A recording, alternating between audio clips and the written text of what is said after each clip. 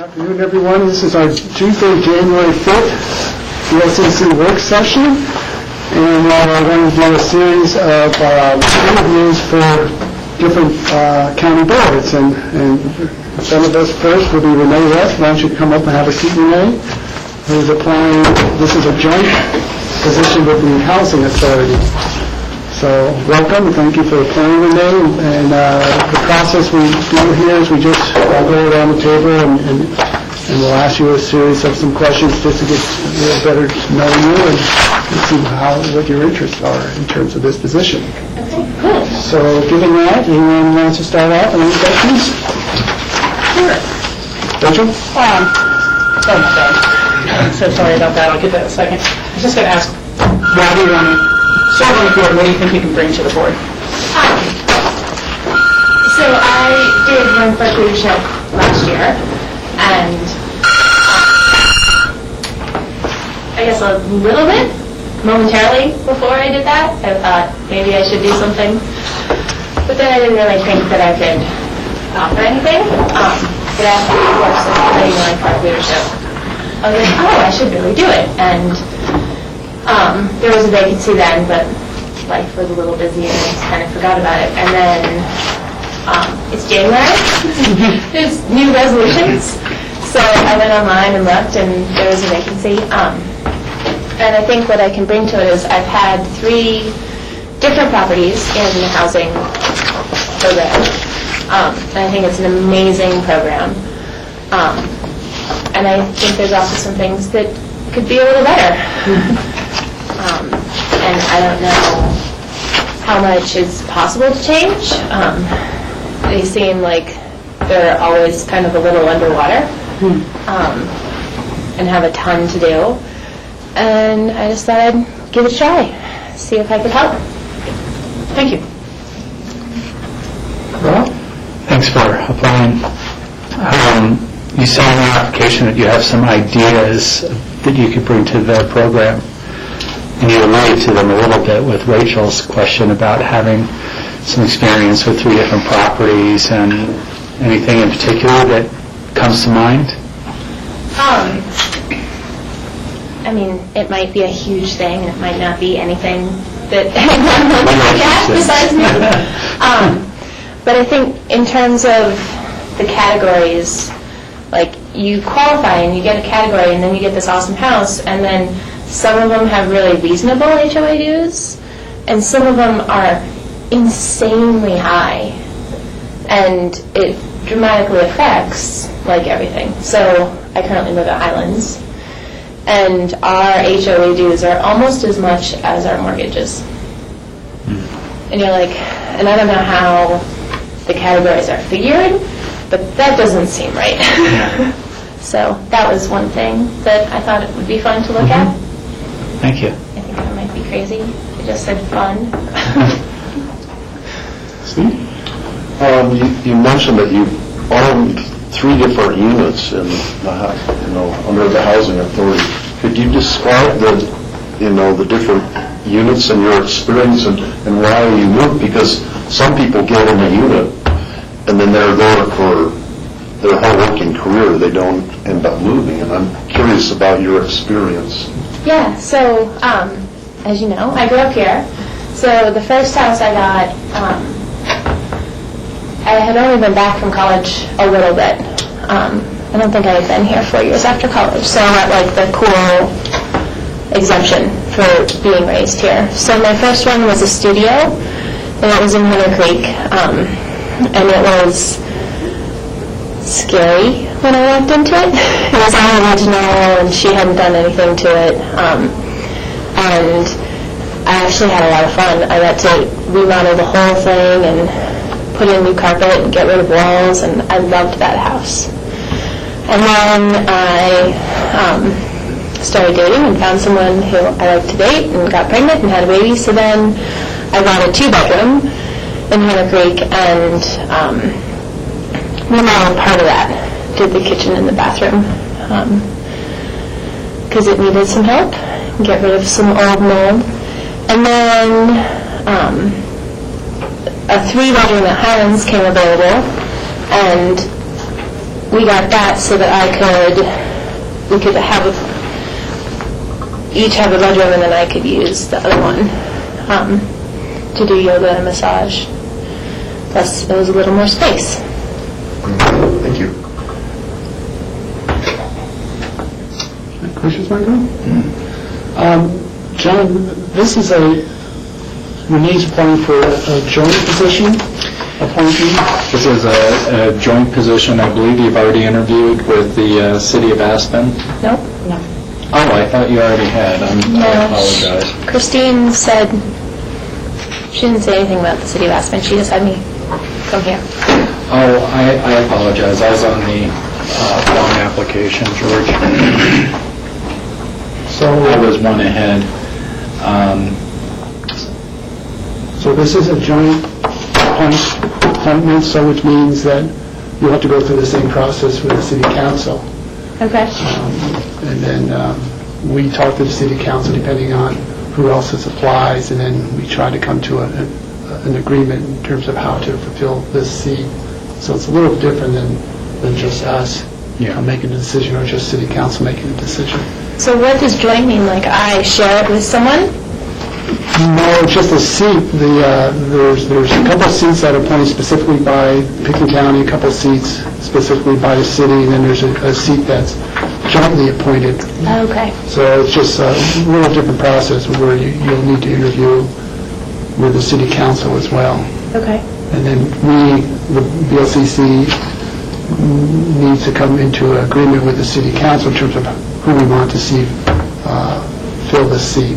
Okay. So, And George, I might point out too that Bobby Berkeley holds the joint alternate seat right now too, and often we look at taking that alternate seat and putting them into a regular seat and getting someone new on the board as the alternate so that they can learn about the board and that sort of stuff. So that might be as well the direction we go in. and do we normally check with Bobby, see what she wants, an alternate seat, whether that person wants to move into the regular seat? And in this case, because it's again a joint appointment, that'd have to be a discussion.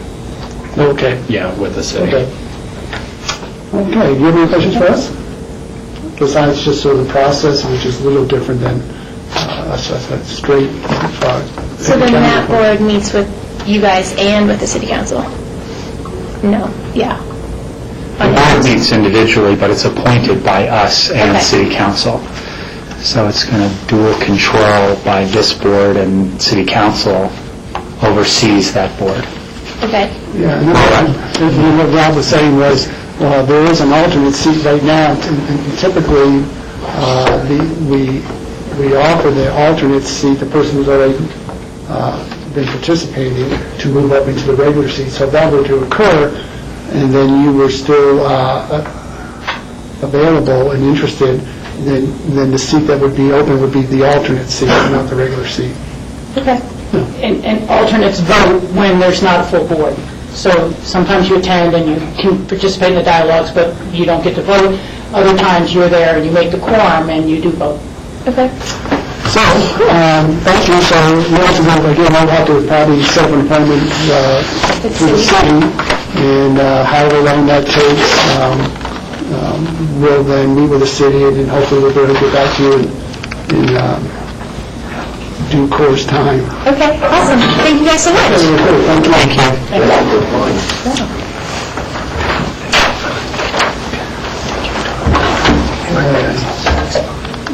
Next, we have Lynn Armstrong. Hi.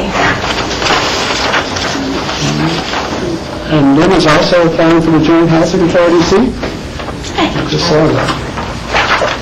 All right, welcome. Thank you for applying. So we're not going to call some of that gist, and certainly the all of it in terms of explaining how the process works. And I think you've already interviewed with the city council. Yes. So we'll have a similar process. We'll ask you some questions, and just to get to know you a little bit better, and why you're interested in the board. Okay. So we'll open that up. Any questions? I'll pitch you the same softball. Why are you interested in serving on the board? What do you think you could bring of value to the board? Mostly I'm interested in serving because I'd like to learn more about the process. I've been here about 6 years now, and I know somewhat of how it works. I work for a property management company, so we get a lot of inquiries as to housing and how to find it here for a lot of people, not just looking to buy, but people who are coming here to work and need places to live. So I come into it a lot, and I would just like to be able to explain to newcomers to Aspen how it works, try to get them, applying with the housing board as soon as possible so they can get their, name in, and really just try to help out the new people coming in. Eventually, I would like to buy in the valley too, so that of course interests me. But right now, I'm set as far as housing goes. I'd just like to be more of the community. Like I said, we've been here about 6 years now, and I work at Frias Properties, and I don't have a lot of outside activities, so I'd like to bring something to town if I can. Have you ever met with the housing office staff to ask them about the process or how people get in, or have you ever attended a housing board meeting? Briefly, when we moved here, we met with them to see how we would apply and how it works, but since then I haven't really spoken with the housing authority much. And you've not attended any board meetings or anything? No. Well, and I'm just going to follow up with that. Again, thank you for applying. I'm sure you talk to people that are in employee housing or know some people and have heard stories or read in the paper. Is there anything that you think is working really well or not working really well with the program? In my experience, I've known a couple people now who've bought condos through the housing and have had a pretty much great experience. The only downfall I've heard is the pet situation sometimes, where you can't have a pet even though you own the place, which I think is a little crazy personally. But other than that, the people that I work with, a couple of them have bought a house, a condo in Highlands, and they've had fairly good experiences. The only thing I thought was odd was the HOA system and how they work with pets and that. But so if I was to be on the board, I would maybe try to see if there's anything we can do about that. But I don't know if that's something the board can even, since I know the homeowners associations are separate, I don't know how tricky that gets to be. It's the heart of the issue. The HOAs are separate. And I thought, as a renter, I've fallen into the same thing where you just can't have a pet unless you own in town. So that's an issue I think is interesting. What sort of housing is it that you live in now, and what's your experience there? Well, when we moved here, my fiancé had a job with the Aspen Times, so we had Aspen Times housing for a year and a half until they laid off a bunch of their staff, and we kind of were scrambling. Luckily, I work for a property management place, so we have brokers that do a lot of long-term rentals. I was able to pick up someone else that had dropped their lease early, and they were still paying half of it, so I got a good rate, and then was able to work with the landlord on a one-on-one basis to kind of keep renting from him without using basically I rent through the owner now instead of going through a broker. But so we've been lucky there, but you never know when that's going to run out, or he's going to want to fix it up and rent it out for more, that type of thing. So it's kind of it's a great deal right now, but we're always looking to see what we can get into as more permanent situation. Do you have any other experience on any other working with committees or boards or anything? I don't know. This is the first time I've applied for any sort of committee, and honestly, I don't probably know as much as I should, but I want to learn. I really want to see how it works and try to be a part of it. Maybe offer a different perspective, since I see a lot of, maybe younger people, ski instructors, seasonal workers coming in and out all the time. I thought it would be helpful to know more. Okay, any questions? Okay, well, thank you. Thank you. As you heard, you know the process. It may take a little while for it to get back to you. We will let you know. Okay, well, I appreciate your time. Thank you very much. Thank you. We're a little ahead of schedule. We're waiting for Matthew Shinoki. How do you pronounce their name? I don't know, Shinogilski maybe? Shinoki. Okay. So, after let's take a 5-minute break.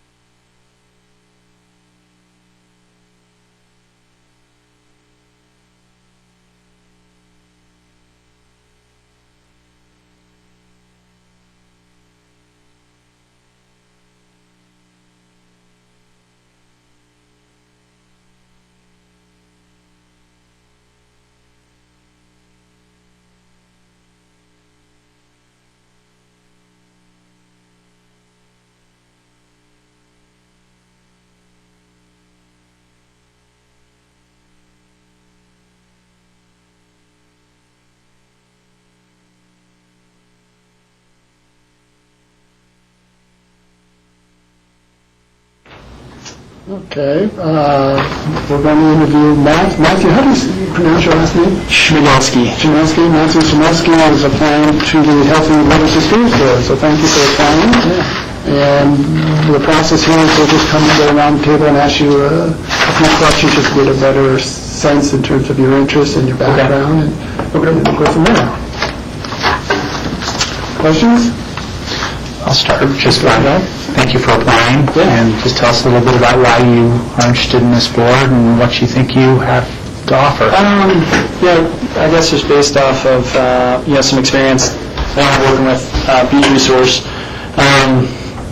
kind of got into a lot of water-related items, CWCB grant funding,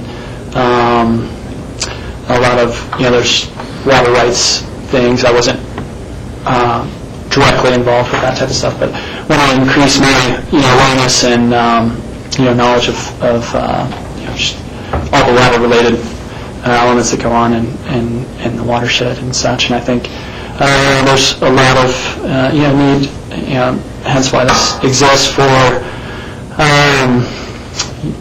increasing stream health and looking at, more watershed-wide scale impacts and what things need to be addressed in that regard. Been involved in renewables, have an environmental, ethos, and, as a lot of people have moved to the valley for that reason, the natural environment and such that exists here. So all those kind of play a role. And then water is unique, as you guys know, that there's only so much of it that goes around, whereas renewables tend to, you can produce more and things that aren't as relatable to water, and that kind of strikes an interest in me, and the fact that it's going to play a more critical role as time moves on. So, does that answer your question? Yeah.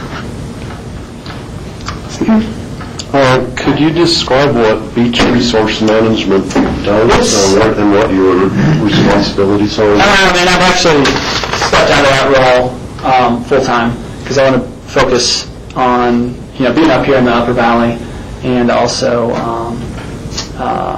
education-wise. I'm going to be taking some CMC natural resource courses, GIS this spring, and some water quality and some hydrology courses here coming up in the summer. So that's why I kind of want to, transition and into this field. But Beach Resource is a management firm that does district management, special districts, and then also HOAs and then water-related items, so water rights, and then ESAs and those types of things.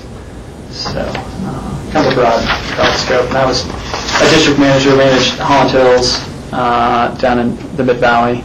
So water system distribution, which is another part of, I think, what is going to, part of, this board might have some issues that come in that regard. Distribution and all the things, municipal uses and those types of things that play a role. So manage water distribution and making sure that you meet all the CDPHE requirements and those types of things.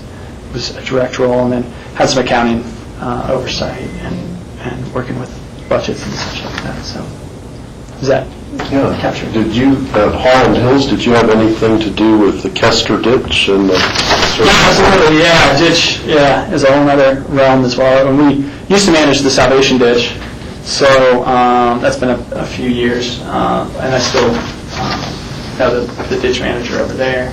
But we do have the Kester runs through there and supplies irrigation water for the subdivision. So we've moved the head gate and things, and oversight of that and making sure that it runs properly. So definitely that's a big role, obviously, as well. Irrigation is part and parcel to healthy streams and such. So. Michael? So now are you working for Beach Resources now? No, I'm not currently. Yeah, I stepped out of that role, and I'm too focused on education at this point, basically. Didn't have the time, available to go and do water quality, this training and education that I'm interested in. Currently working with Aspen Ski Co for the winter, and then, like I said, a lot of education classes in this coming summer and such, so at CMC. Have you ever sat on a board? I have not personally, no, but part of running a district was the day-to-day and holding budget hearings, and I was, in charge of those. So I kind of understand the dynamics of board relationship and all the pieces that go into that. Do you have any other volunteer experience in the Valley? I haven't had a direct volunteer experience. So Matthew, you're actually calling for a Healthy Rivers and Streams Board. So what's your assessment in terms of the health of our rivers and streams? I believe it's in a good position. I think, especially with the low water years and such, temperature is a big piece of making sure that, the ecology is healthy and the fish can live and such. But, we're getting into, some lower water years and such, so I think you really have to be, aware and have the data set that are available. I know that some groups are working towards that end, developing, temperature monitoring and such. And then also I know, there are, Senator Schwartz has introduced some, a bill to modify the use it or lose it. So, I think those are going to become, more important, the water rights and be able to fit it to, what's happening on the ground and how, we're having low water years and things like that. So you see what do you see as perhaps some of the immediate issues or challenges versus perhaps some of the more long-term issues or challenges for the board to be working on? As I said, probably that, irrigation, with low water years, being able to, if legislation is introduced, to understand it and think, make sure that it's implemented, wisely and such. And does that meet your? Yeah, I was thinking of sort of the immediate short-term challenges and issues versus some of the longer term. Some of the longer terms I think you talked about in terms of perhaps climate change and how that may impact the rivers and the ecology. So short-term is more what I heard you say is perhaps delve more in terms of irrigation and look at ways to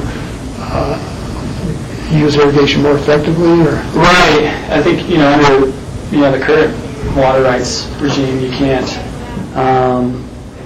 necessarily if a farmer doesn't use their full allotment, then, potentially it opens up avenues or, potential abandonment claims and such that really, have a negative impact on, the ability for a farmer irrigator to reduce their usage. So, I think that bill, I haven't read it in its entirety, but tries to address that, tries to allow for other avenues for farmers to open up and be able to use water more efficiently and not have the negative ramifications that might occur under the current regime.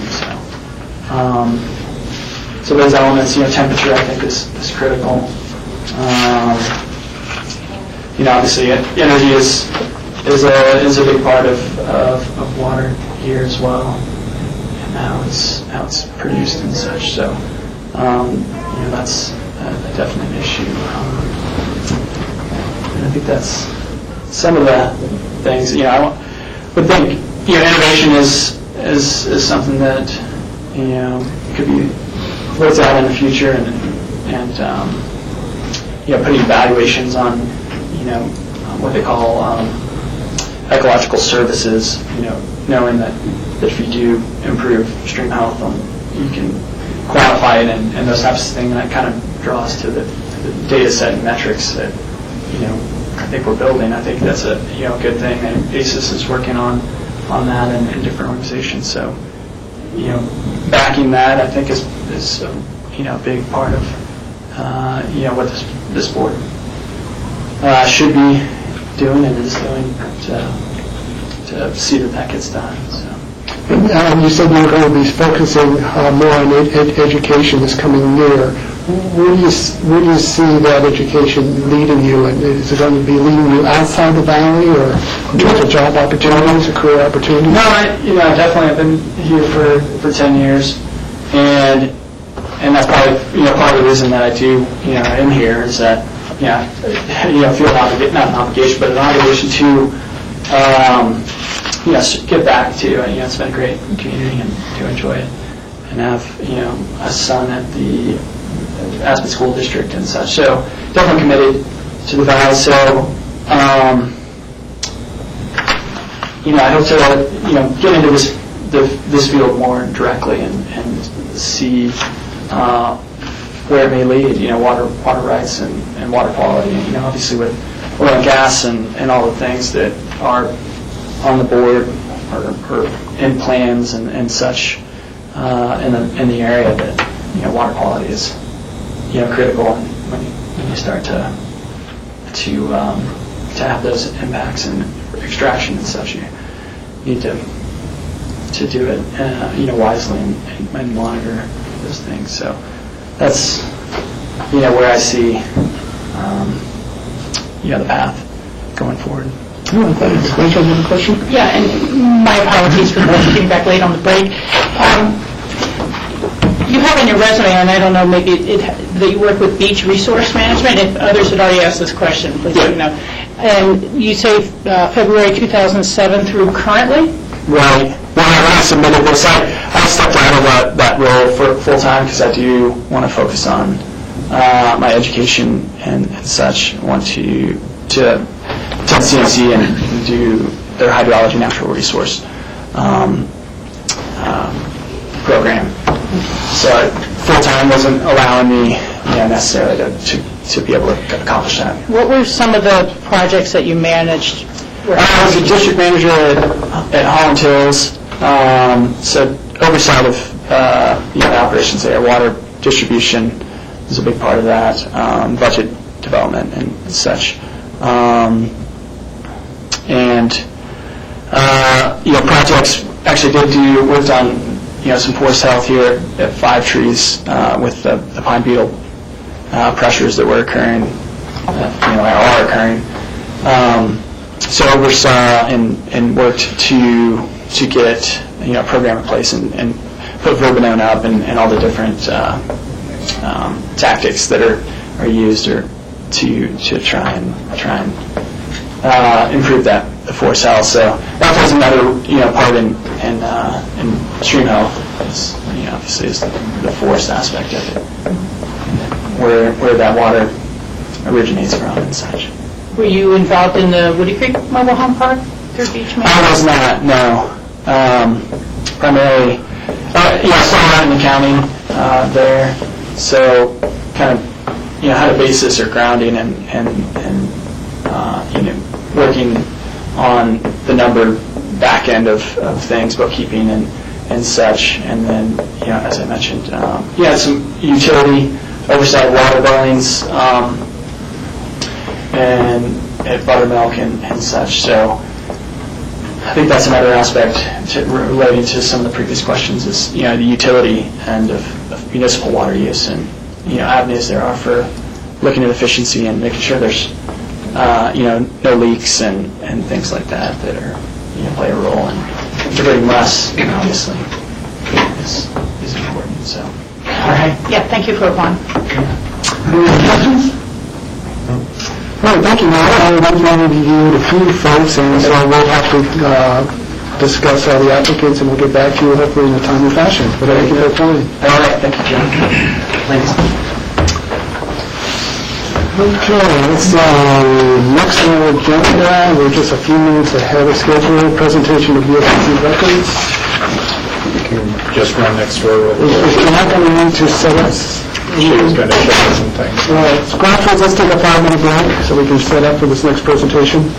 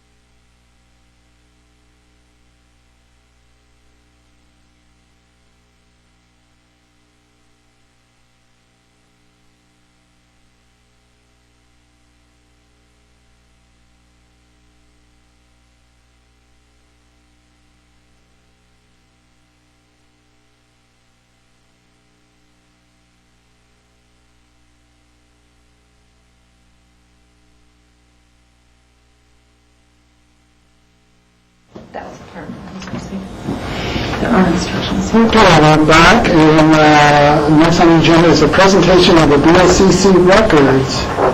And Jeanette, you'll introduce this and introduce your folks with you. Okay, with me today is Ruth Keene, who I asked to be present today because Ruth was very instrumental in implementing software, and I'll get into that in a few minutes. It's called Laserfish, and that's our scanning process.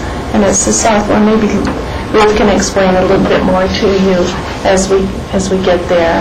And she's with our IT department, joint city and county, and she's just a very valuable person to us scanners. And then Mom and Lindy, who works with me and helps me keep track of everything you do and everything that everybody has done in the past.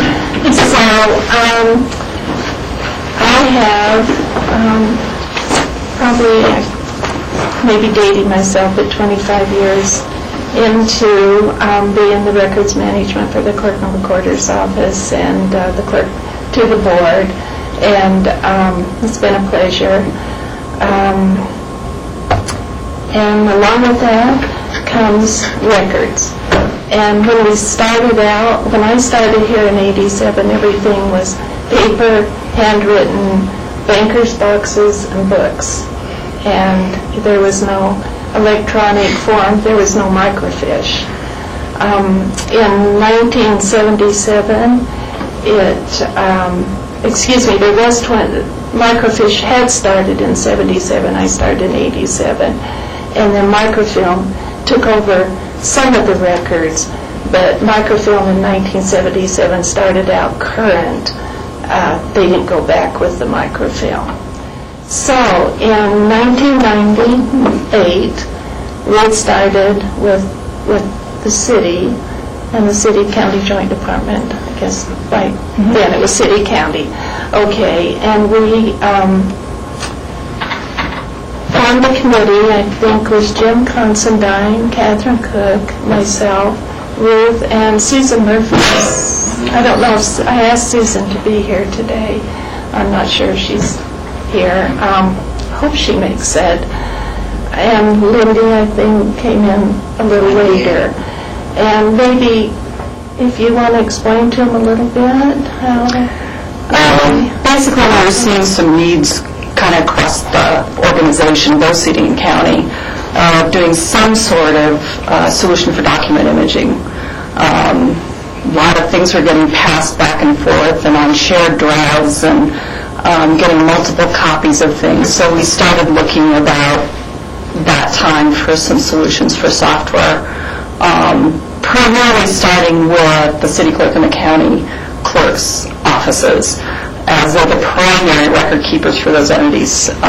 So we did a fairly extensive software search, visited some organizations locally, went to Grand Junction, looked at their system, etc., as you do for many of these things, and eventually put out an RFP and ended up with the software that we're still using today.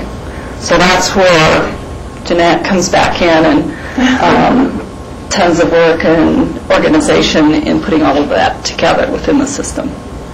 And I'm sorry Susan's not here because we left the meeting 1999, and we had decided on a vendor and what we were going to do. We were all so excited, yada yada, and then it came to the point of the money. But the city had their share, but the county didn't have their share, which consisted of probably about $15,000 to $18,000. And it was one of those times where it was lean times, and I think we had to reorganize, and a couple of employees had been released, and a couple of departments. And I was walking down the street with Susan Murphy, and I said, well, that shoots the deal in the foot. We don't have any money. And she said, well, how much do you need? And I said, I think $18,000 I'll throw out there.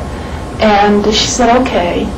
And then, and the next day she brought me a check. for that amount of money. Our former county manager has set up a records management line item, and Susan Murphy had put a little bit of money in this line item in the budget every year and had requested that it be rolled over, thinking, or she had the foresight, and so did the county manager, that someday we would be moving to electronic images and we would need some money to start this. And I had no idea, Ruth had no idea, but it was just like that, the check appeared. And I wanted to thank Susan. I've thanked her many, many times over the years.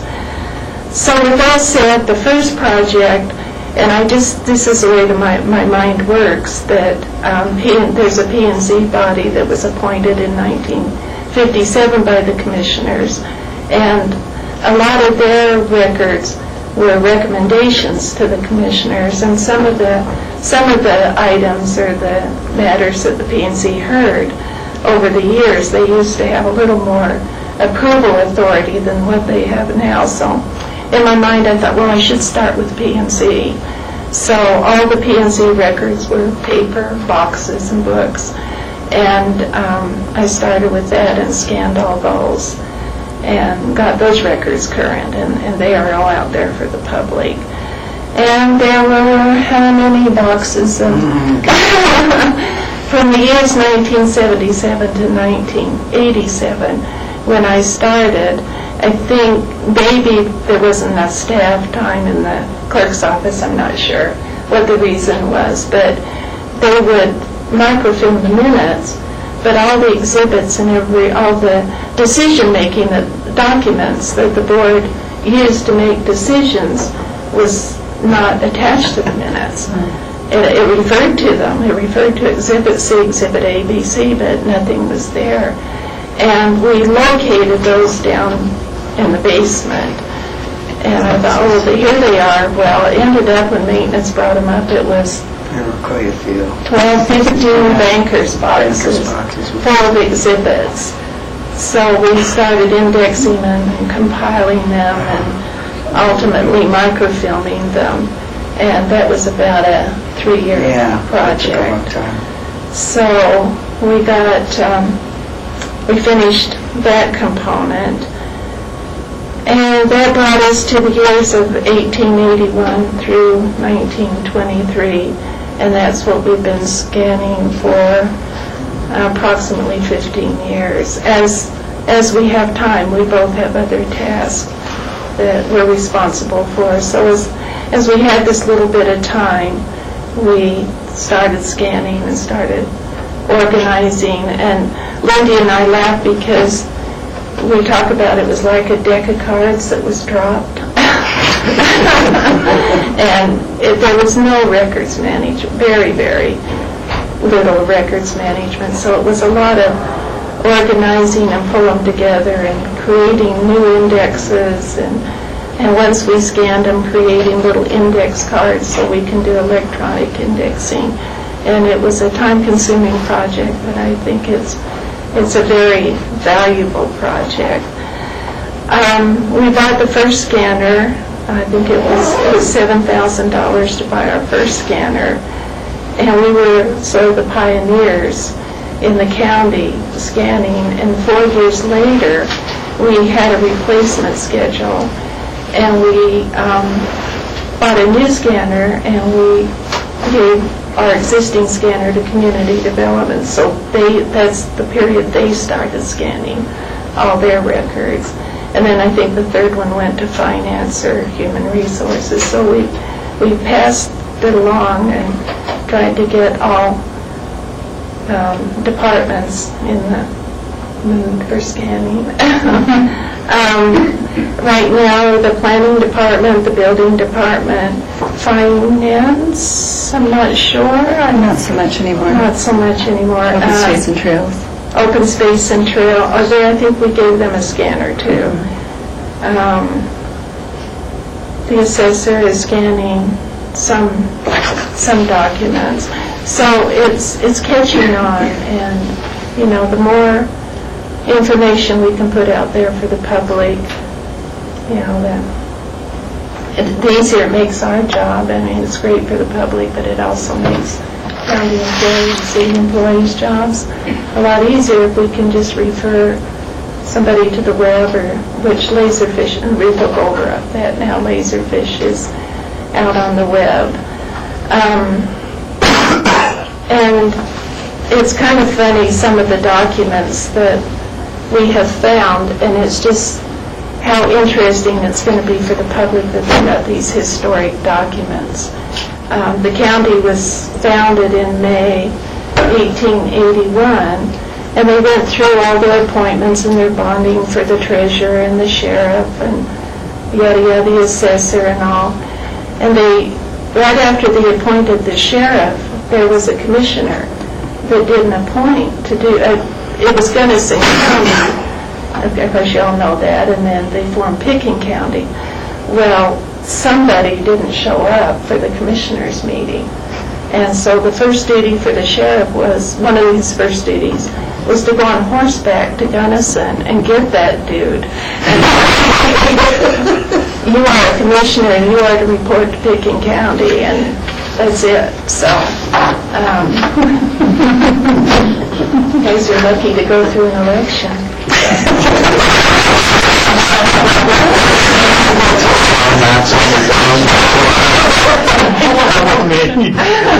How long did that take you to go to ride horseback over to Gunnison and get the commissioner back over That wouldn't have been in to your husband, which was the... I think it was in a week, if I remember.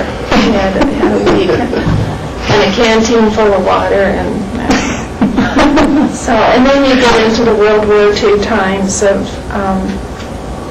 when it was a pretty bleak era, and how they formed the poorhouse and various organizations. And there's a letter to the commissioners, to the people of Pickens County, and it's very interesting. It's very emotional, and just tons of history like that associated with the county that I think the folk, the public, and yourselves and all.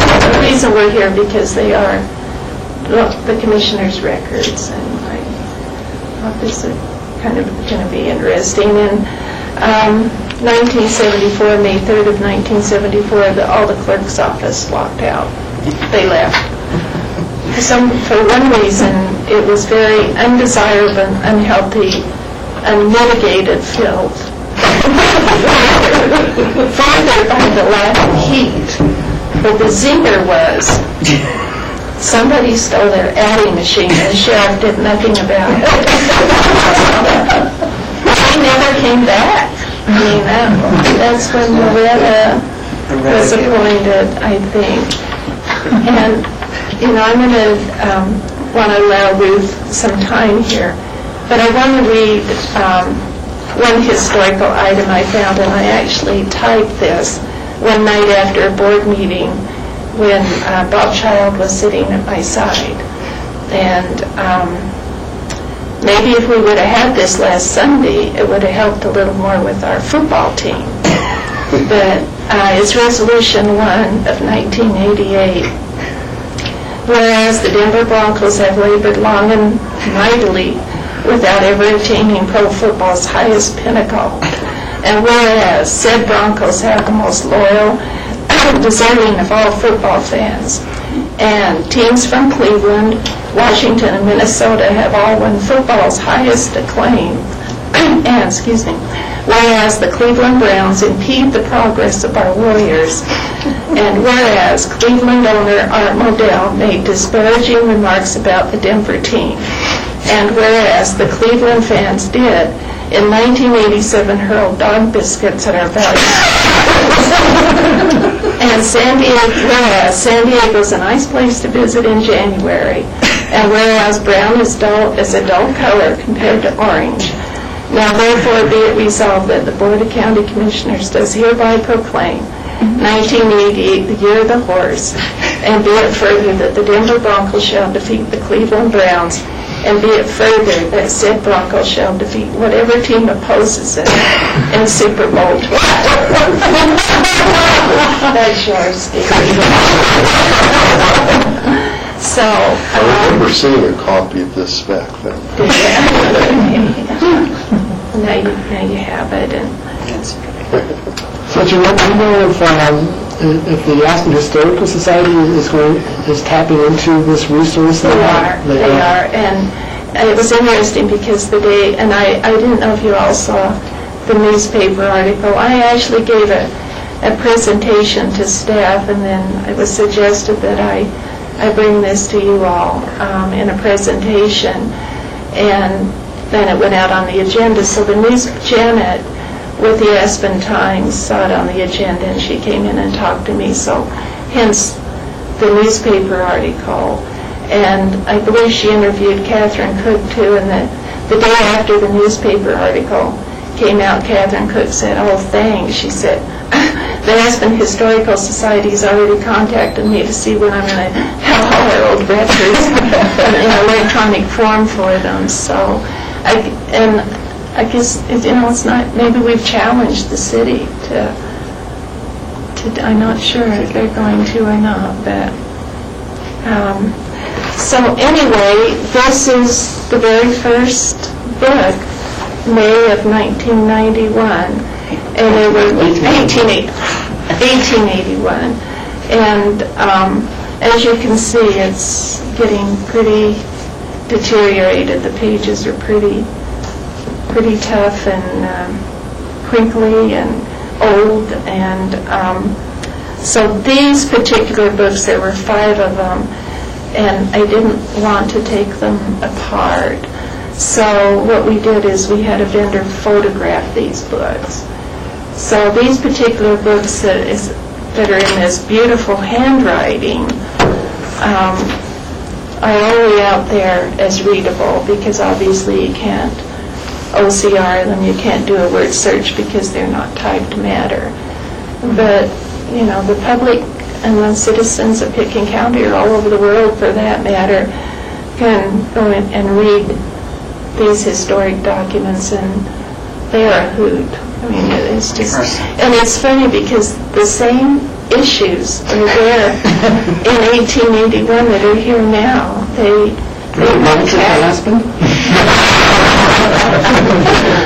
heard tax appeals. They did their people who, and it's in Janet's article, she picked up on this, and I saw it too. There were 4 or 5 people that didn't vote, and they had to come to the commissioners and beg them to be put back on the list. So it was pretty important when the county first formed that people take part and, do their civil duty, because otherwise you're in trouble.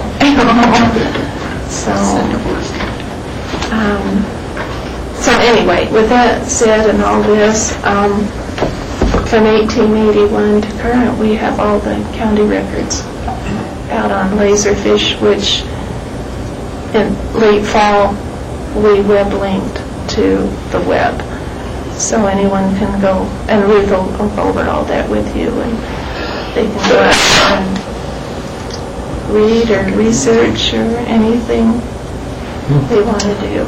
Rachel? So are also the other types of transactions that you guys keep track of, other than BOCC minutes and P&Z, so, birth, not necessarily birth, but sales or property sales, marriage licenses, are other activities that you keep track of also on Laserfish?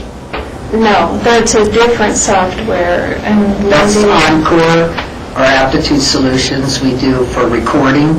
Those documents are in the recording, and people can search those on the web. They can't see the image, but they can send us a request via email to make copies and email them to them. We get quite a few of those every day. Old marriage licenses, people doing genealogical searches and things of that nature. But everything we have on Laserfish is all of the BOCC contracts, the ordinances, the resolutions, the minutes, the exhibits, all of that. People can just go in and put in a name or a legal description or whatever, and it will bring up every document that has that name or legal description typed on it.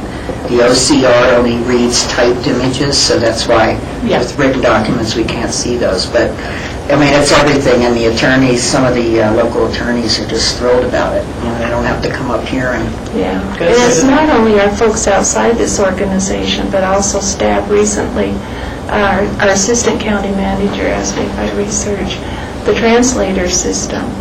And, it took a little while because it was a pretty kind of a gray area where the commissioners or the county took over the translator. But, it's just you put in translator and, everything pulls up. I mean, it still takes a little time to go through those hits and research it, but it's fun.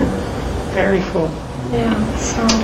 So Ruth, you're going to show us an example how to access some of this information? I am. And just so you understand, there are a couple of different aspects of it. What you're going to see is what's out there and available to the public. There are, as we put things out on the web, there's a choice what you want to put out there. There are some things, obviously, that we will never put out there. There are some very private documents. The treasurer uses it for checks, and the social services uses it as well. So that's in a whole separate area of the system and is protected. And then there are these public documents that are available on the web. There's some additional documents that are available to internal users within our system that, again, it's a choice of those things that should be public and made available, and some that you need to protect. So I just wanted to make sure you understood that piece as well. So, as Jeanette said, we put this out on our website in late fall, early winter. And the way to find this is if you go here to find, there's a link at the bottom of this that says Pickens County Records Search. The face page here, the home page for this, will show you what kind of records are out there.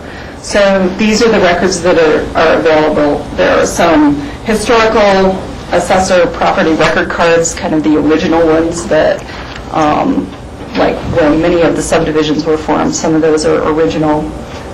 That's really just historical. All of the BOCC meeting packets, minutes, ordinances, rezos, and, kudos to Jeanette for sticking with it. And, the process when you go into a project like this is typically you start working on the point in time where you're at. And you have a process where you say, okay, time forward, I'm going to keep doing this. But when I have time, I'm going to work back in time. And she certainly stuck with it, and a lot of detail and a lot of, kind of trying to pick up those deck of cards from the floor. We also have ComDev, Board of Adjustment, agendas, cases, indexes, minutes, all of those things. Building files, so building permits, planning, and all of those types of documents associated with planning that are listed there. Some environmental health. There's also a historic inventory. And then Open Space and Trails also has agendas, minutes, and properties out there. We have on the left side navigation a couple of different ways to find information. And I always recommend for anybody who's never done this before, there is a little bit of a learning curve. So we've tried to make it as easy as possible, but there's a getting started document, which is a PDF.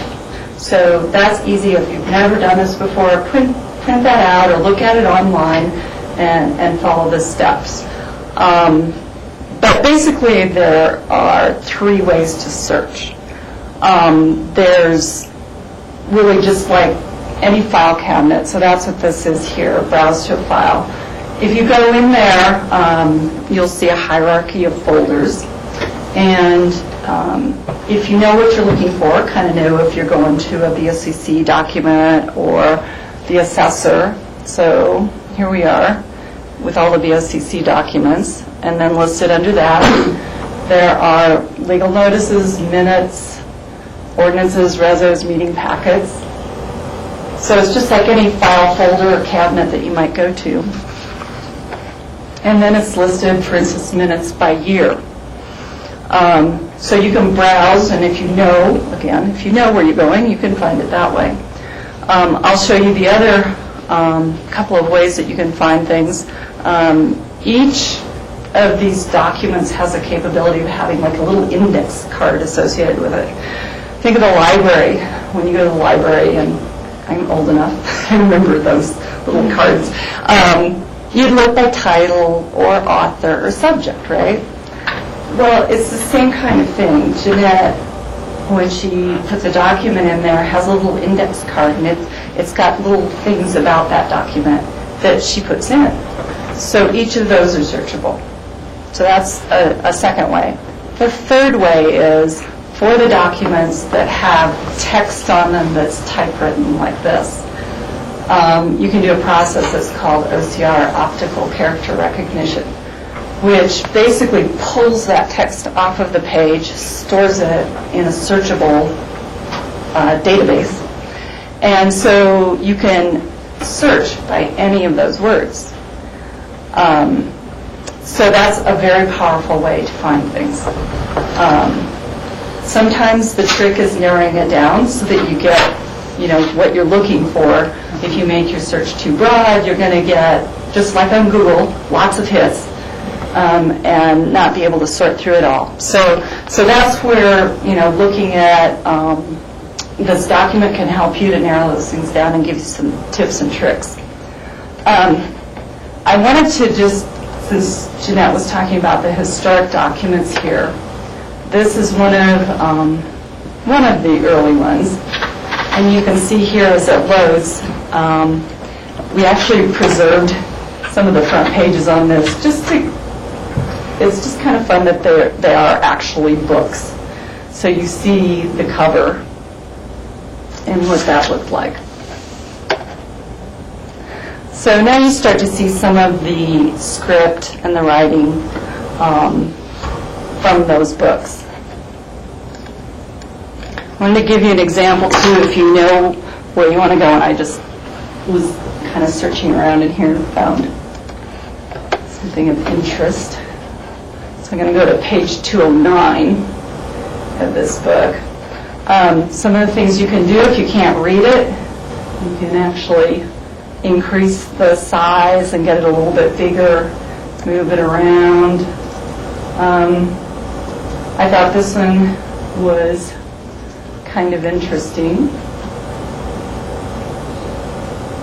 It's hard to read if you're not used to reading this type of thing.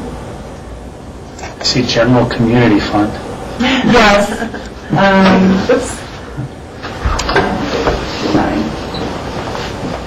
And the Department of the Commissioners met as the Department of Health in 1881.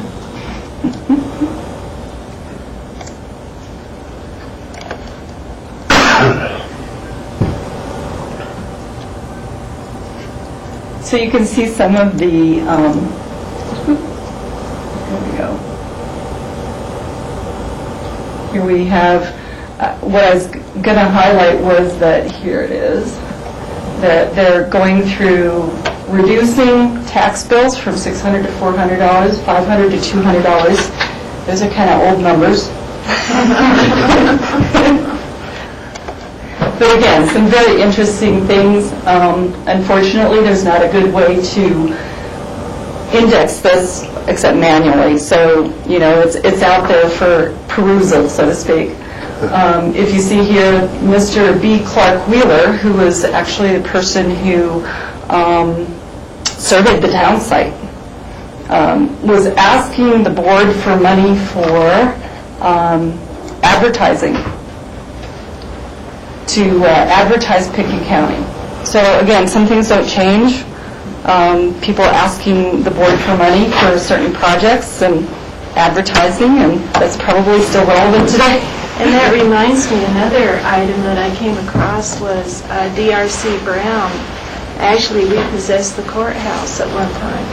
Started foreclosure proceedings on the courthouse because he was owed, I think, a couple of $1,000. And another item is, in the lean times, they hired the sheriff, but part of his contract was he had to be the janitor for the courthouse, too. He had to take over the janitor's duties. That's when it got so filthy, the clerk's office. Yeah. So, one other thing that we did to try to make things a little bit easier for a first-time user was we made some kind of predetermined forms here. There's lots of flexibility within Laserfiche itself, but we wanted to at least give an initial form here. So for instance, if I were looking for Board of County Commissioner records and I had a certain date range in mind, I could go out there to, let's say, January 1st of last year, and just through today, and do a search, and it will give me a list of all of those documents.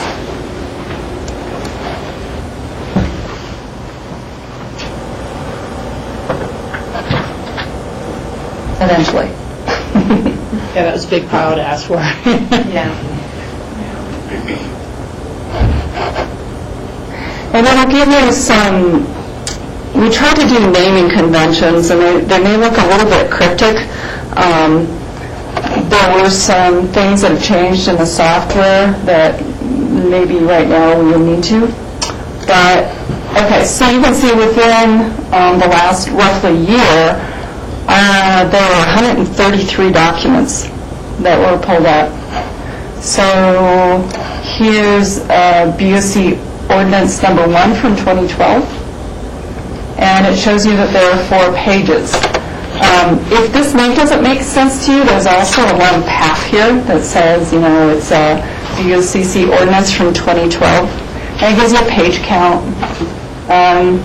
You can say, show me more information, and it gives you thumbnails of that document. So if you were looking for something in particular, like the signature page, you could do that.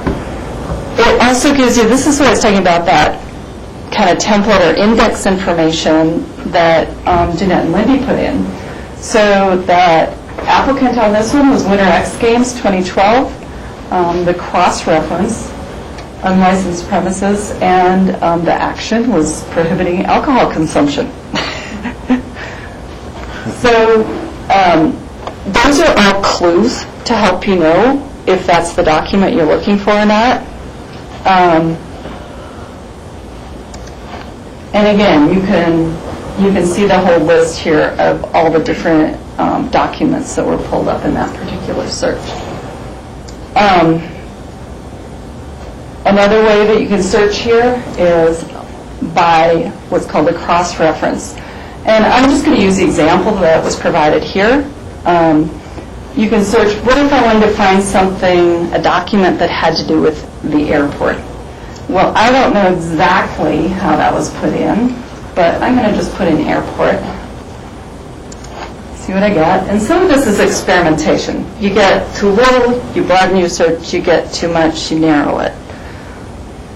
So if I search by airport, what it's doing is it's searching in that little template, and wherever Jeanette or Lindy have put in airport, it will pull up a document. So here you have 92 documents,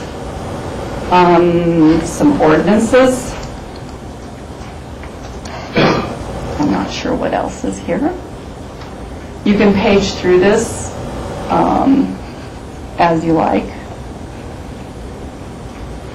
And again, you can look at, more information here. So you see that has to do with Masada Airlines on this particular one. And obviously, you can go directly to the document and open that and just take a look at what's out there in the document itself. I bet you guys can't wait to go home tonight.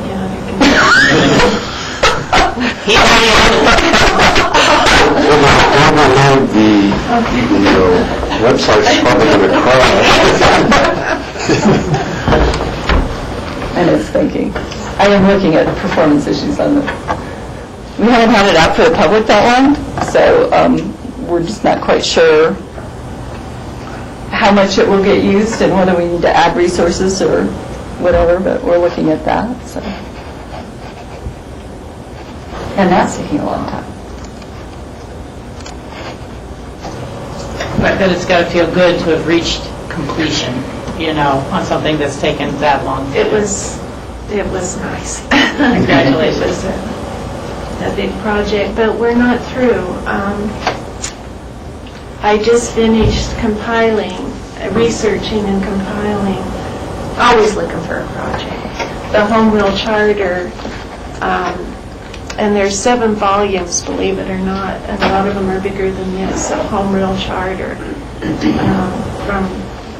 from its implementation. The first binder I researched and created was the Home Rule Charter Commission, and then it went from there, and the years of the charter was in effect, and then then all the amendments and all.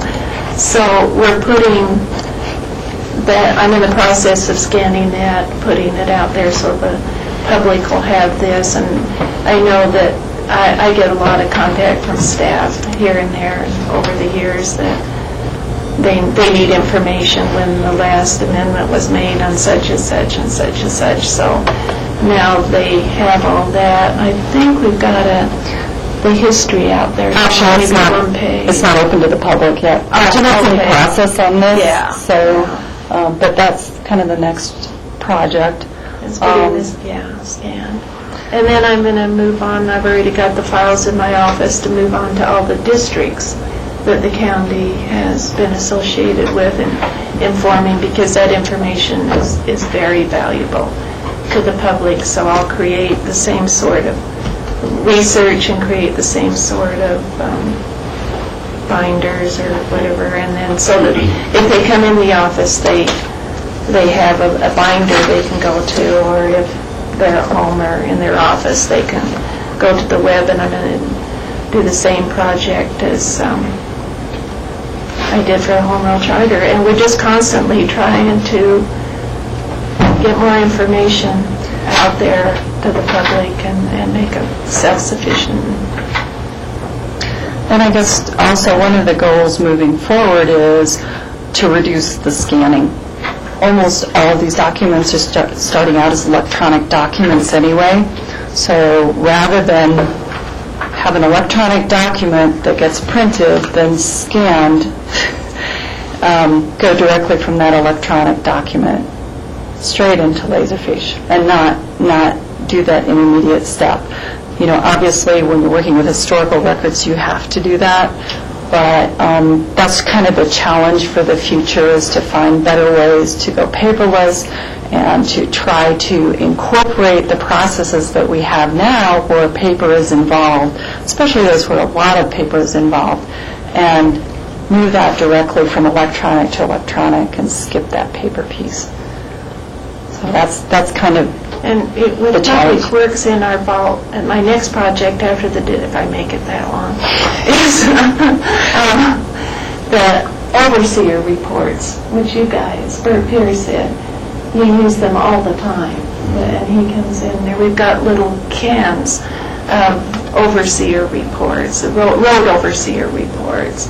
So that's another, if we could get those out there with not only health staff, but surveyors and engineers, and so we're just constantly, aren't we? Our minds are swimming. What can we do next? Because it's exciting to get all this information compiled and provide it for the staff and the public and whomever.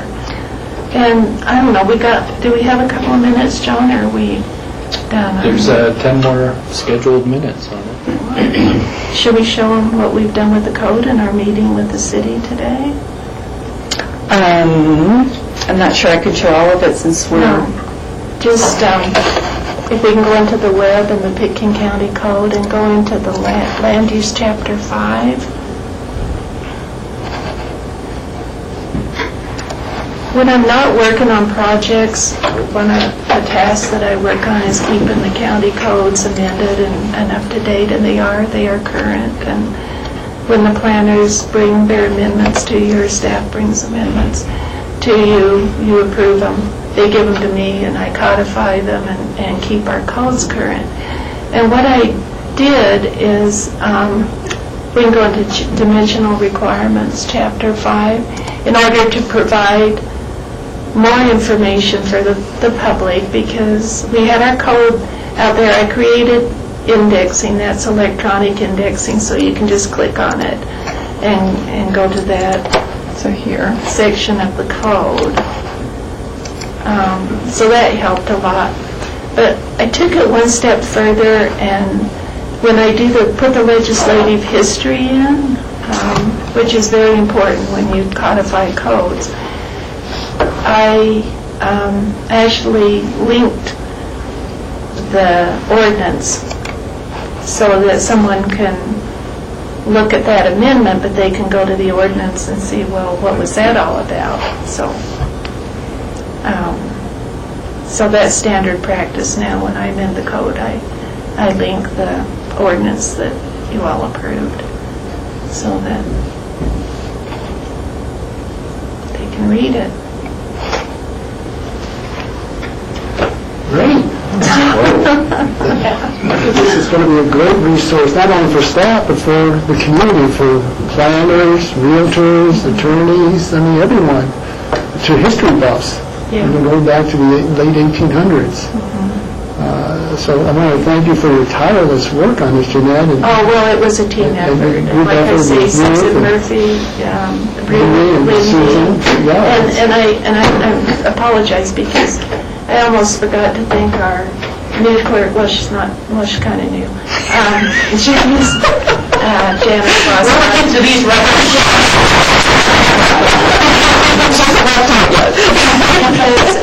and then I'll get to our little meeting in the city, and then we're going to close. She supported me when she came in to work on these projects and reorganize my area. I used to sit in all the meetings and prepare the minutes. Well, that takes a lot of time. So she was very supportive in me reorganizing my area, and Lindy loves coming in these meetings and preparing the record, and so we kind of shifted, and Lindy took over the meetings, and so it relieved me and gave me time to work on this project. So I would like to thank Janice for that also, and Lindy for her help, her tireless hours of inputting index cards and all, and Ruth. And I just wanted to say that Ruth and I met with Catherine Cook today when the city, or maybe Catherine herself, I'm not sure, who saw our code, and that they were able to pull up the ordinance that adopted the legislation in the code. Catherine Cook met with us today to get trained on how she can do it. So she's inspired now. She's inspired now. And she wants to create the electronic indexing and link the documents. So it's kind of almost like a challenge thing, It's to challenge the city to. And I got to tell you one more thing. The first time I met Nick Ireland, and we've been very close friends for years, personal friends as well as colleagues. But he came in, and he was a young attorney. He had just came out of law school, and he was exasperated because he had this set of minutes, and he didn't. It referred to all these exhibits, which was enormous for his case. And having legal training, I could understand his frustration. And I said, I think I know where that file is. He said, you know where this information is, and I took him to the basement. And that's before all the boxes were brought up. And I pulled that file for him. That's exactly what he needed, and he won the case. He was working for Nick McGrath at the time, so it just showed how important it is to have this information out there. Of course, it can hurt you too in the legal field, They're probably wishing it didn't exist as opponents, but so. Good. Any questions or comments? Great work. Thank you very much for all your work again. We just wanted to share it with you because it's your records, and let the public know that they can access this. know that they can access it. So thank you for your time, and thank you, John, for allowing us agenda time. So, Thank you. Okay, next on the agenda is a Highway 18 underpass project update. And we've got Brian Pettit and Drew Fielding here from Public Works. That's right. I'm Brian Pettit, I'm the Public Works Director for Lincoln County, and G.R. Fielding is the county engineer. And we're working together on the pedestrian crossing at the ABC. We've been doing so for the last 2 years. It's been a challenging project, and we did get informal board approval for a couple of different things. One is to proceed with an intergovernmental agreement with RAFTA, and to also proceed with an appropriation of additional funds for that project. And we can talk about that in just a minute. But I'd like to tell a little bit about the story that we've gone through with this project. It's been a challenging project in that it's involved CDOT, RAFTA, the airport, and ourselves in order to coordinate both the terminal, the pedestrian tunnel, the BRT station, and then get CDOT's concurrence with the alignment of all those things. Originally, the BRT stations were going to be in their current location, and when we, George Newman really spearheading with the board's consent, talked about putting a tunnel in, then we brought in the idea of realigning the BRT station in the Up Valley location in closer proximity to the new terminal if it were ever to be constructed. And so the timing of these things was challenging, and that we didn't know there was a new terminal, where it was going to be built, and some of those balls had to fall out of the air in order for us to make sure this placement was going to be appropriate. And so we worked closely with RAFTA to move the station and get that engineering going, and then, of course, proceeded with design of the tunnel itself. We did the engineering with EOTC money, $250,000 to start, and then another $125,000 to complete the design and engineering work. In working with RAFTA and CDOT, the project moved back and forth really between CDOT and the county, because Region 3 is excited about this project. It's a big safety improvement for State Highway 82 and important for their transportation system. And in the end, it looks like neither CDOT nor Pitkin County will be taking the lead in this construction project with the concurrence of the Board of County Commissioners, of course. And the reason being is because with the BRT station move and the tunnel, we really had two separate projects working out of two separate pots of money. RAFTA was taking care of the BRT station, and we were doing the tunnel. It was going to be really two contractors out there potentially competing for space, or it was going to be to do the tunnel this year and back the BRT station move into 2014, which no one wanted to happen. And with using FTA money, the Federal Transit Agency's money, they wanted to see the project completed, the BRT station move, in September. And so we had a time constraint and we had a space constraint because we had two general contractors potentially working in the same area. And just 2 weeks ago, maybe 3 weeks ago, we started talking about combining the two projects. And in doing that, we could have one contractor out there to do both the stations and the tunnel. The problem with the county couldn't take that on because of the relationship RAFTA already has with FTA. Because there's federal money involved and they have an agreement with FTA to do the station move, the county couldn't just insert itself and do that work. That would be more challenging. It made more sense for RAFTA to take the project on and really do the procurement for the contractor and take the lead on contract management. But really, this is just an administrative move. The management of the project, the pedestrian tunnel, would be done between GR and myself. We're going to be at the table every step of the way. We'll be working side by side, Mike Kearns and Nick Sen, along with Shmiza Gordon-Meyer, their representative there, to make sure these projects are done completely and hopefully on budget and on time. So what I'm here to ask the board concurrence for is to allow us to proceed with completing an intergovernmental agreement with RAFTA to allow that to happen. For RAFTA to do the procurement, do the advertising, and with our help, select the contractor and then manage the project with our involvement. Secondarily, we have a cash flow issue. We have $1.5 million that's dedicated between EOTC and the county. $1 million from EOTC, $500,000 from Picken County. Another $1.5 million will be coming from CDOT. We have verbal guarantees for that, even though that's formalized at the end of February. The Transportation Commission has to ratify that in order for it to be formal. But we have a good idea in verbal confirmation that that will happen. The problem with the faster money is it is given after the project's done. And so someone's got to really give a bridge loan to allow this project to move forward, and RAFT is not in a position to do that. So it would be Picken County that would need to step up and bring a loan of $1.5 million to the project, knowing that once the project's completed and it's accepted and the contractor's paid, CDOT would reimburse us that $1.5 million from that grant. So what I'll be doing in the future, again, with your direction today, is bringing an IGA, a draft IGA to you that RAFTA and we are working on right now, and then a budget appropriation of an additional $1.5 million that will be repaid. Questions?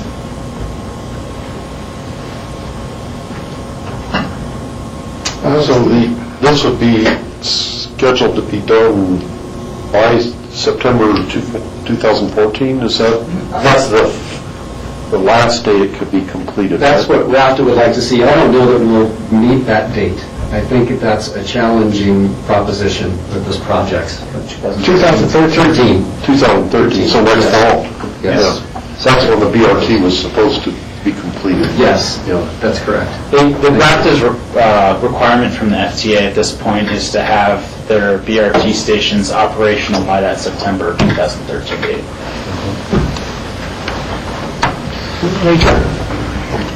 It seems to make sense for me to have RAFTA kind of be overseeing it and keep a appropriate chain of command, which we're clearly very involved. Just to have a technical question, when we were doing the design and engineering and we had to have the additional funding, part of that was to bring the project specs up to the level that CDOT would find acceptable to manage the project. I'd imagine the value of that expenditure carries forward, whether it's RAFTA and the feds kind of overseeing this at that level, or not, but maybe you could speak to that for a minute. Yeah, I think that level is being adhered to anyway.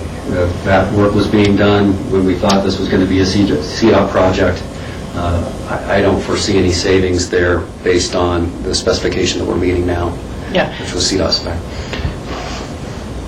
In fact, and just to elaborate a little bit more, there's additional work that's being done, and hopefully we're going to be able to cover it with our budget based on coordinating the two projects from a plan set standpoint. We're basically blending the two plan sets, the one that RAFTA had and the one that we had, into one plan set so that there'll be a one bid from a contractor. So it's taking a little bit of additional effort. But I think the product's going to be better in the long run. How will you involve the EOTC in this? The EOTC has contributed dollars, and there's been some concerns or some comments at least in terms of what the ultimate design of that underpass will look like and how that all will fit together. How will, not only EOTC, but just in terms of the public process?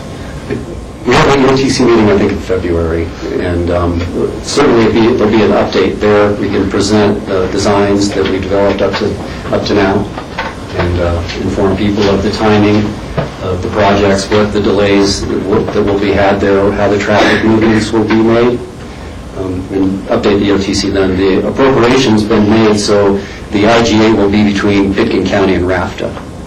But I think it's because EOTC's contributed $1 million, I think we need to keep them up to date on the project and let them know what's going to be constructed.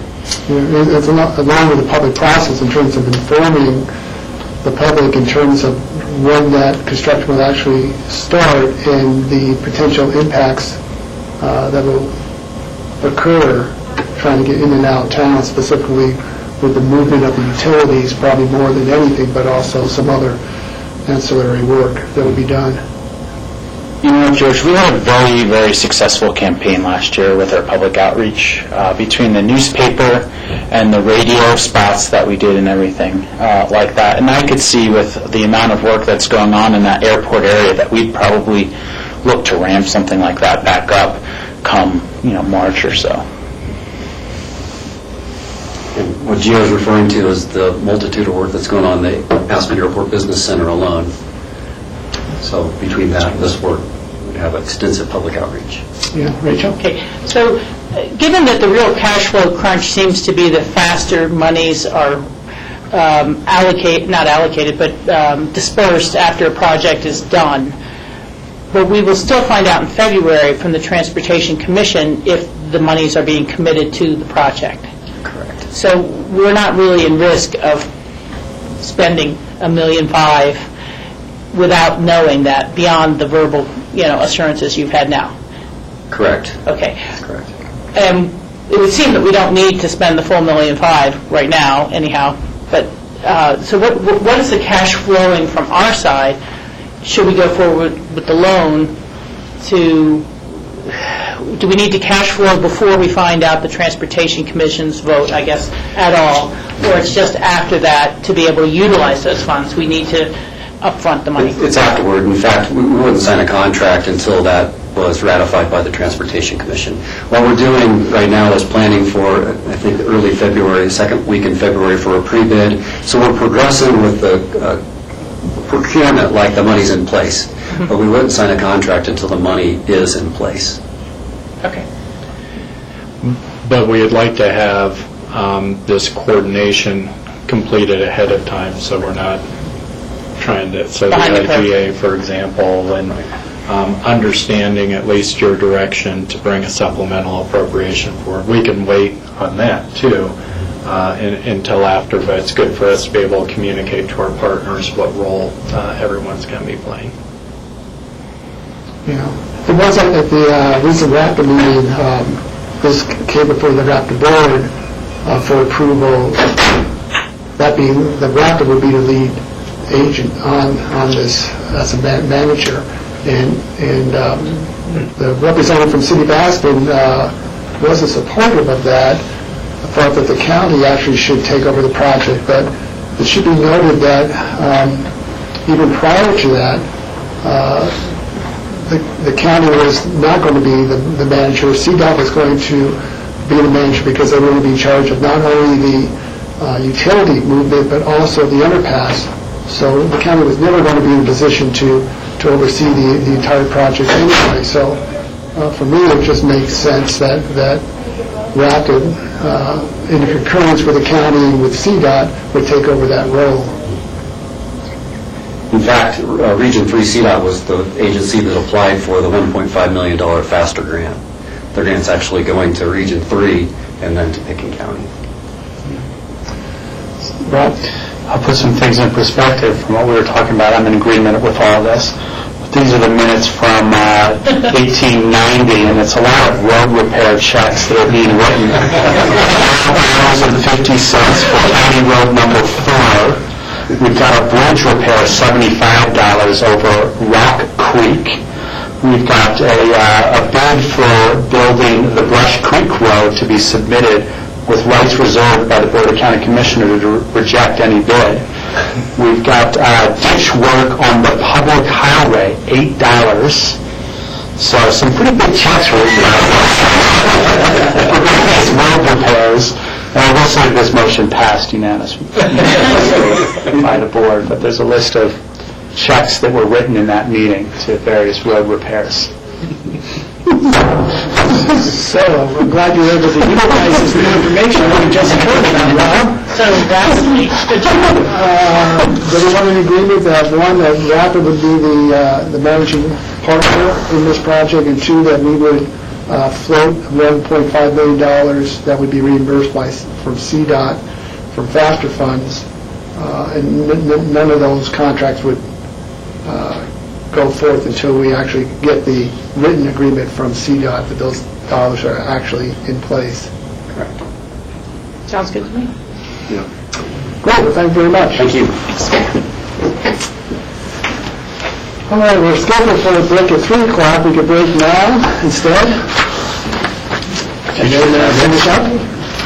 Well, we could probably get into future agendas and open discussion and leave ourselves some time to continue our exec. It's up to... What would you folks like to do? I think pushing ahead now so that grassroots can shut down altogether when we go for executive and take the break before then. Okay, great. Okay. Well, our memos of interest are quick. There's none of those. On future agendas, I have a few items for you. Let's get to them here. Next week, we had this listed as an MOI. This was a request, Rob, that you had to have our citizen board, the outstanding appointments, consolidated. We will move that into a work session time because I think you're going to have some, probably quite a bit of discussion to have and history to go back through since we've had quite a few. So we'll move that up into one of those time slots. A question about that. Since I was not seated on the board when some of the people were interviewed, although I was at some of the meetings in the audience when some but not all of them were interviewed, what position should I take on these, voting on these appointments, do you think? There's no formal reason for you not to participate. I think it's more, whether you feel, Steve, that you should be contributing to those decisions, but there's probably a couple of options in terms of either going back and reviewing on Granicus or simply saying that you're not comfortable taking a position if you weren't part of the interview and leaving it up to your colleagues. So I should probably go back and view those meetings that I wasn't present to, if I'm going to make a good decision on that. And we can make sure you have the packets from the original applications that we'll be considering. Will you recompile those for all of us?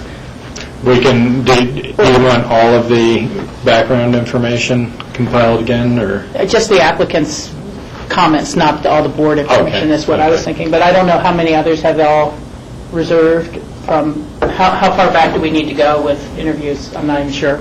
And how many are there? I've brought the packets, and the packets are online, too.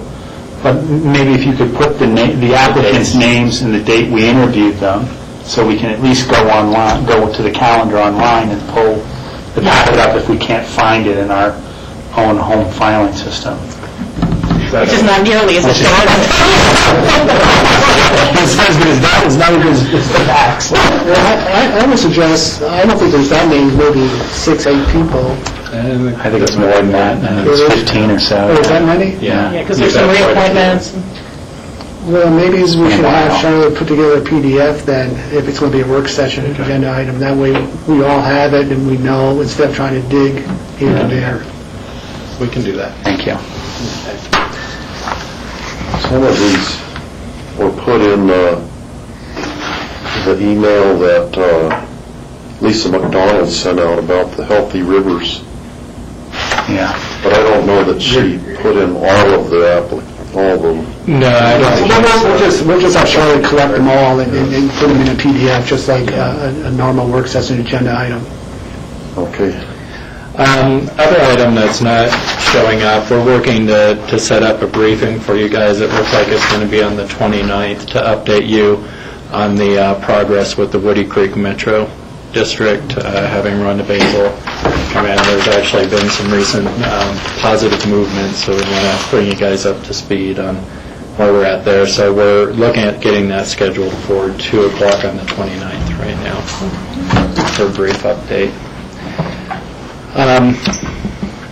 The interesting future agendas discussion is our board retreat, and I believe from Rachel, you can help me out with this, but from the emails that you copied me on with QQ and the way our future agendas are looking at the week of the 26th. So we have February 26th, 27th, and 28th, and what those are is Tuesday, Wednesday and Thursday. I'm not looking for all those dates, but what I wanted to suggest is right now, on Tuesday, the 26th, which would be our normal work session time, we currently don't have anything scheduled, so we could choose to use that day for retreat time. It may be this year that we only need one day, but as we plan the agenda, if we decide we need more than that time, we would have the option of, currently on the 27th, we just have land use items, which we could do in the afternoon, so we could have a half day in the morning on the 27th and come back and finish our land use items in the afternoon. Alternatively, and I believe this worked out with QQ, if I was reading that email correctly, Rachel, is we could have the land use items in the morning of Wednesday, February 27th, and then leave the afternoon open if we needed a half day, and then have a full day for a retreat on Thursday, the 28th. And so I just wanted to check in. And the only thing I know on the 28th is that we are scheduled for EOTC, unless that's an old calendar notation I had made. I have it on my calendar, too. Yeah. you have it on? Okay, Yeah. mine didn't go that far, so. But I'm not saying that couldn't be a half day or whatever, but we do have to, It's a 4 o'clock. 4 p.m. How would the board feel just to, make it easier and not have that conflict about I like the first the 26th, which would take our standard work session time to use for a full day of retreat, with the option of, if we need an additional half day, which we've used in the past, we could do that Wednesday morning and finish our land use in the afternoon on the 27th. Sounds good to me. Michael, does that work for you? George? So tentatively, the 26th will be set aside for retreat. We need some extra time. We'll look at The morning of the 27th, yeah. As we put the agenda together, and we'll come back to you guys with that.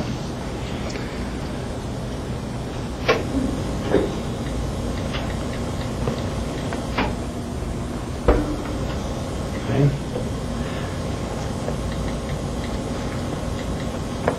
That's all I had on future agendas. Okay. Board, any future agendas? I talked to John the other day about getting the Smuggler Mountain management plan back to us in a short period of time, because U.S. Forest Service is really trying to get a jump on that because of their needs for the NEPA process and not want to lose a whole year in that. I still need to work with Gary and Dale on that plan. And there's looks like there's plenty of opportunities to fit that in, hopefully, maybe even next week, if those guys are ready. They're ready? Okay. Okay, so with that, Well, the only thing I would update on future agendas, and, it's 50-50 mixed with open discussion, but at the 1177 roundtable meeting yesterday in Glenwood Springs, as I had given you guys a heads up, there's a discussion about having some alternates to our 2 regular members to the statewide Inter-Basin Compact Committee, and so Jim Pocrant and myself were named as alternates to that process. I don't anticipate that affecting our agendas right here, right now, but I really do appreciate the chance to have a little more meaningful input into the statewide water plan. And as another side update, again, kind of mixing whether it affects scheduling or not, really looking at the CCI public lands and having done a little reconnaissance with some of the other people who may be putting their names in for the traveling committee, there's really only 3 seats up this time, and it was a little bit of a, as I've said before, slice of fate that I was able to get on before, because the organization is somewhat predominantly conservative and pro-development on public lands, but they had put so many names on the ballot that they split their votes, and Lynn and I got on. I don't anticipate that happening again, and with only 3 seats, I have come to think that my best shot might be really putting my name in to be vice chair of that subcommittee. My application is due on Friday. It's not any additional meetings beyond what it already was. It's just a different strategy on putting your name in, so let you know that. Great, thanks. Open discussion? Yeah, I've got a few items for you. First, the Basalt Library District has a vacancy. Again, you may recall that we had changed the appointment process to create an appointment committee with 2 representatives. And Steve, how that works is the district was created out of Eagle County, Pickens County, and the town of Basalt. And so one of the methods for making new appointments is to have a committee, an appointment committee created with 2 representatives from each of those entities, which was the process that we used for their last set of vacancies. And so a couple of questions here. One, do we still want to pursue that same appointment process, which I would recommend that we do. I think that worked well last time. But I'd like to get the board's input on that. We have not, staff is in the process of contacting Basalt and Eagle to ask them the same question, whether they want to use the same process or not. But we just want to make sure we're all on the same page, that we want to continue with that appointment committee. Yeah, I thought we had that discussion several months ago, and we had agreed to follow that process, and I thought Basalt and Eagle had also agreed, so we're just touching base again? Touching base again, Basalt's had some turnover, and just want to make sure that everyone, now that we have an appointment, as long as we're still committed to that, I think the next question is, we have a resolution that's still in place, had no expiration on it, that appointed George and Michael to that appointment committee. And we can, that wasn't a appointment that we revisited at the beginning of the year, quite frankly. We did not have that on our list. Do we want to stick with that same resolution now? Are you guys interested in participating on that committee? Michael? Well, the discussion we had previously was that a member of the library board came before us and wanted us to revise our appointment process, having once been appointed by us. And we declined to do so. And at that point, we checked in with Eagle and Basalt to see their feelings. And that's what gave rise to that. So that was separate. That was an initiated movement by the library board itself. This is a continuation of a process that we started earlier, and because there's a vacancy, right? That's correct. So that's how the process has come about. So I'm perfectly happy to do the library board appointments. Yeah, and I would just mention that right now there's only one seat open, and that's going to be a Pickens County seat. And so I'm not sure if Eagle County or Town of Basalt doesn't want to commit 2 people to that committee. I think we could do it with less. I think that 2 people is statutory, actually. Oh, 2 is statutory. There are the 2 methods of appointing, and it's statutorily defined. And then there's this, I forget, you have to remind me, is it statutory that they have to be elected officials, or can the elected appoint someone to? I believe they can appoint. That's, if I recall correctly, there was some lack of clarity in that law about how that committee. I just want to make it, if it's some flexibilities, especially for Eagle County, since that may mean 2 commissioners need to come over for one interview, that if they have the ability to perhaps appoint 1 staff person, I would certainly still want to see at least 1 commissioner from Eagle County come over and participate. They could always also participate electronically via conference call or Skype also. Yeah. I agree fully with you and Michael continuing to serve, and appreciate your service on that appointment committee. I would just suggest really kind of taking a little bit of a review of where all the other seats are, so that if there's anybody who's up for reappointment, I'm not sure if the terms were staggered or anything, or so depending on how many applicants they have, it's all in one shot with the travel distances. That's not 1 today and 2, we'd like to get you together again 2 weeks from now. And I know that would probably normally happen, but just kind of looking forward again to see if there's any reappointments that may need to be coming up for re-interviewing, and try to cover those at the same time. And just make efficient use, and I don't know if the Eagle County is by chance considering a meeting over here, which they do periodically, and if you can, not a joint meeting with us, but just one of their meetings over here, if it can coordinate with that time-wise, it might be helpful. Yeah, the library would like to get this done sooner than later, and actually, this vacancy is opening up from a board member who's resigning. Okay. The term is not quite up, so the person will... So the information that we got is that they're looking to have the appointment made so that the new member can sit at their March 11th meeting. Eagle County, George did let me know, Eagle County is going to be coming over to El Jebel on February 12th, which was another item to see if, I guess that may have been more appropriate for future agendas, but if there's any reason for us to take advantage of them being down. But that may be a good day for us to look at scheduling library board interviews too, depending on how many candidates. Yeah. So we'll work on that as staff. And my understanding is, and I talked to Charlotte today, there was some confusion in terms of how people would be applying since this was a Pickett County seat. So the library is advertising, and their advertising will now include, you can contact the Basalt Library if you're a Pickett County resident in the Basalt Regional Library District, or you can go online to Pickett County to fill out an application. The library acting director will then send up any applications to Charlotte by the end of the month. Charlotte can compile them. Charlotte will then send them back to the acting library director, who will then coordinate setting up the interviews. Right. Okay. And we will, of course, include this in our standard advertising for Right, so it could be either contact the Basalt Library or contact Pickett County. No wrong door in that. Again, it's a Pickett County seat, but you must be within the Basalt Library District. That's right.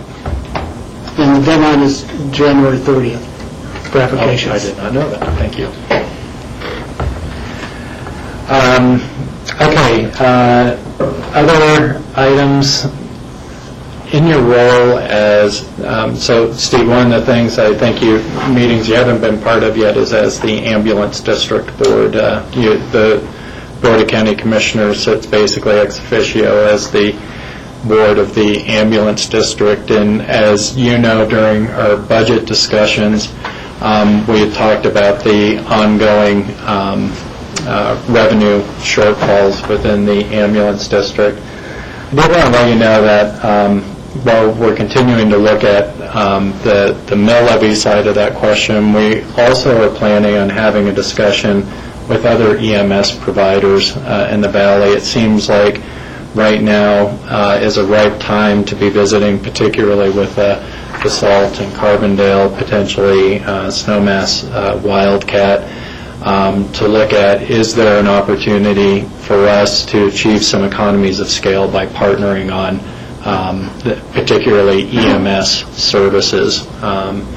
So we are going to be convening a meeting which I believe I'll be facilitating on behalf of the ambulance district with some of the fire districts to explore some of those opportunities before we explore any mill levy questions going into the future. And so you may hear a little bit about that. It's really just to open up a discussion about are there opportunities that we want to take a closer look at where we could leverage the expertise of the ambulance district to help provide some EMS services in the fire district. So I'll keep you posted on that, but we'll be making invitations here pretty soon, and if you guys got asked about it, just go ahead and point folks my direction. Okay. John, what do you mean exactly by partnering with these other? Well, I don't know exactly what it looks like, Michael, but what we do know is that some of the fire districts have had difficulty at times staffing with paramedics and that sort of thing. So it may be something, whereas as an ambulance district, we've had a great deal of success staffing and such, and so it may be offering to contract to provide EMS services or provide personnel to staff ambulances. It could be trying to consolidate purchasing for our supplies to see if we can bring down costs through more bulk purchases. So I think there are a number of opportunities. It could be sharing in some of our training and overhead costs there, which is can be fairly significant for the emergency response personnel. And so what we haven't done is we've got a lot of smaller districts that provide these EMS services in the valley, and as we built better mutual aid relationships, we're starting to see that there may be more opportunities for us to partner and bring down our overall costs through economies of scale. So that's, I don't know what opportunities are going to pop out yet, but I think they're going to be along those lines. Well, my understanding is there's a wide discrepancy in pay for a lot of these people. And so what tends to happen, the highest paying districts get the staff, and ones that don't pay as much don't get staff. So I don't know. And I don't know the answer to that. So that would be something that would get fleshed out. And obviously, if there's not a mutual benefit or a win-win, then at least we've asked the question, we've had the discussion, and there's no harm in that, but there may be an opportunity for us to work together. So I just wanted to let you know we're going to try and convene that discussion, unless you feel differently that we shouldn't. I think it's worth exploring. Yeah. And that's under the leadership of Jim Richardson? Is that who's initiated this? Well, it's certainly Jim Richardson and Gabe Muthing brought the opportunity to us. They think that there is a number of opportunities out there. I agreed to facilitate that discussion. And so it has not, to my knowledge, been set up. I have not seen it on my calendar yet. But yeah, they believe there are opportunities in their visits with the fire districts. Sounds good. Okay. Sounds like a good opportunity for cooperation. We'll see. And to Michael's question, we'll have to find out if there are good opportunities there.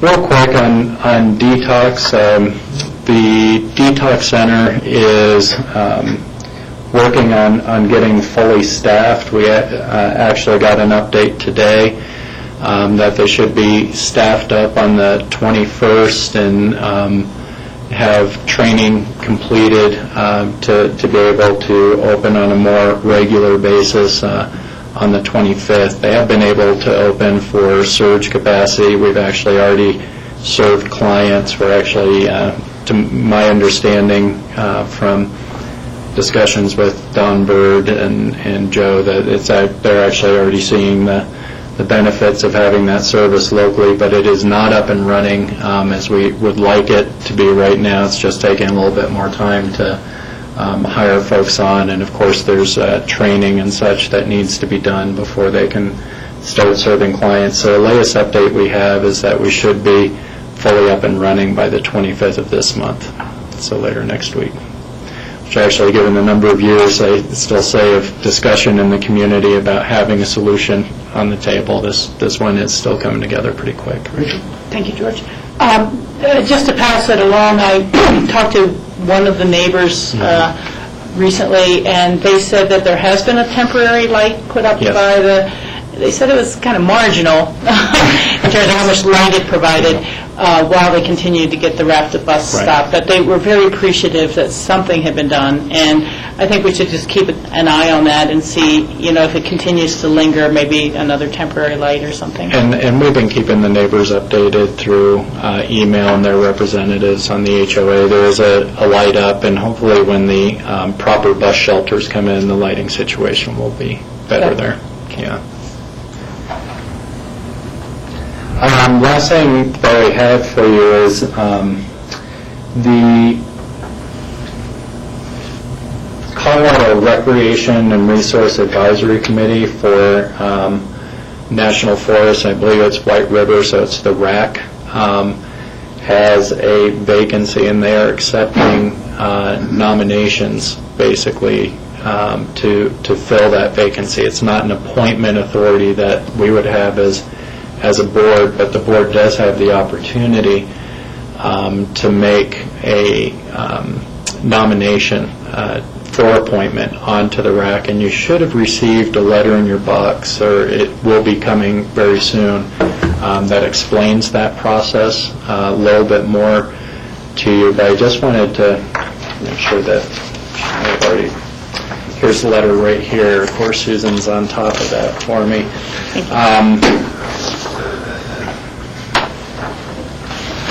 It does look like they, based on the following evaluation criteria, applicants are elected officials and qualified to represent a local government, have a viable reason for wanting to serve on the committee, and have past experience in working successfully as part of a collaborative group. And so maybe this is something we want to bring back for open discussion next time to see if potentially we would want to have a nominee from our board to participate on the RAC. It'd be great to know how many times a year they anticipate meeting, or is there already a schedule? I'm not, from scanning this quickly, seeing that. I don't think they, and I really don't know, to be honest with you. So we can find out that information. Yeah, I'm sure that would be helpful.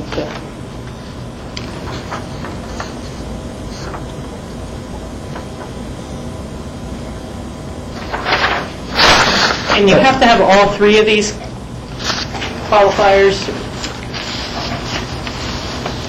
I don't know any more than what's in the letter, to be honest with you. It'd be nice to know. I mean, the one thing I'm thinking is whether someone in open space and trails might be appropriate if none of us really have the time commitment. We interface so well with the Forest Service already, but it'd be nice to know, do they have to be elected, or if the other two bullet points apply, is that enough, Okay.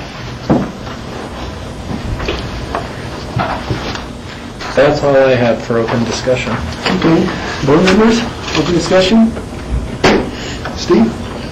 I just received today an email from Sarah Pace, who has been appointed as the replacement county commissioner for Pueblo County, which the one remaining commissioner there just resigned. So he's pleased to have that position because he can be working and be with his family and everything. But it'll be, I'm sure we'll be seeing him at CCI things. Yeah. Pueblo County will have 3 new commissioners with that change, but Sal, of course, has lots of experience on the state level, so thought you'd find that especially interesting, Rachel. Yeah, no, I'd seen that as well, and I think that's neat. We'll see him down at CCI. Yeah.